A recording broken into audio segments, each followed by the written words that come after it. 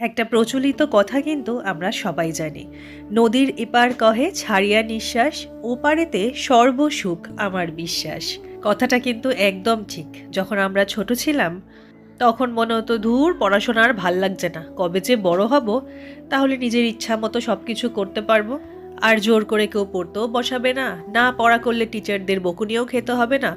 তখন তো বড় হয়ে যাব, তখন এই জীবনটা খুব ভালো হবে। আর যেই এখন বড় হয়ে গেছি, এখন মনে হচ্ছে ওই দিনগুলোর মতন সোনালি দিন বোধহয় আর হয় না। কত সুন্দর স্মৃতি, খুব মিস করি দিনগুলো।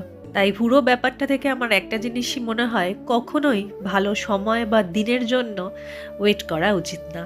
তাহলে ওয়েট করতেই থাকতে হবে, পুরো জীবনটা কেটে যাবে। প্রতিটা মুহূর্তই জীবনের ভালো আর খারাপ মিশিয়ে। এখনো পর্যন্ত আমরা কোনো কিছু শুরু করতে হলে ভাবি কাল থেকে করব, বা পরের মাসের শুরু থেকে করব। এই কালটা না কালই থেকে যায়, তাই যখন ভাবো তখনই শুরু করে দাও।